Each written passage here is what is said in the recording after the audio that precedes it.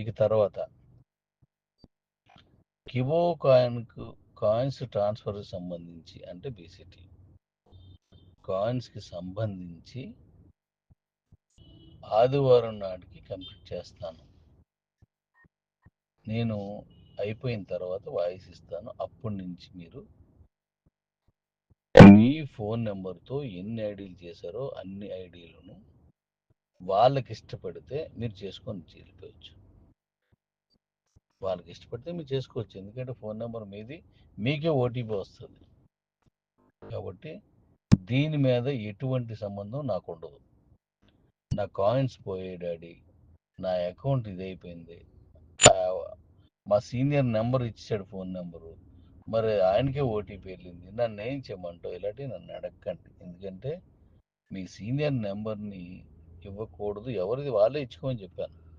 ఒక కుటుంబం కోసం ఒక ఇద్దరు ముగ్గురు నలుగురు వరకు చేసుకోండి అని చెప్పాను. అప్పుడు అడిగితే అది కూడా. కానీ దీన్ని వేరేలా వాడి వందల్లో చేశారు. అప్పుడు వాళ్ళ ఫోన్ నెంబర్ మార్చుకోవడానికి నేను అవకాశం ఇచ్చాను అనుకోండి, ఇప్పుడు చాలా తప్పులు జరిగిపోతాయి. ఎవరిదెవరో ఫోన్ నెంబర్ మార్చేస్తారు. ఎందుకంటే వీటిలో ఓటీపీలు ఒరిజినల్ ఓనర్ దగ్గర కాకుండా వేరే వాళ్ళ దగ్గర ఉన్నాయి. దాన్ని సవరించడం. అందుకనే అదే ఫోన్ నెంబర్ మీద చేసుకోవాలి. అది మీరే మాట్లాడుకోవాలి.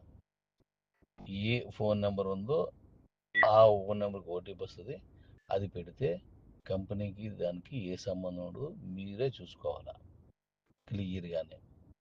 నాకు ఓటీపీ ప్రధానం. మీకు ఇంకోటి చెప్తాను. బ్యాంకులో క్యాష్ ఉందనుకోండి, దానికి ఓటీపీ అడుగుతాడు. ఓటీపీ మనం ఇచ్చేస్తే అవతల డ్రా చేసుకుంటే మనం ఏం చేయలేం దానికి. ఓటీపీ అనేది చాలా ఇంపార్టెంట్. ఓటీపీలు ఎవరికి ఇవ్వకూడదు.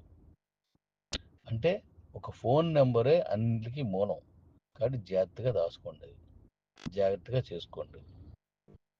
మరి నా ఫోన్ పోయింది లేదా నా నెంబర్ పోయింది అంటే ఇవన్నీ తర్వాత.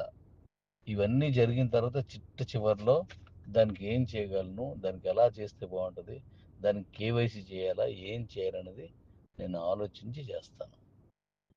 ఓకే రెడీస్, జాగ్రత్తగా అవి చేయండి. మనకున్నది 23 ఆగస్టుకి 2 రోజులు గోయింగ్ ఆన్.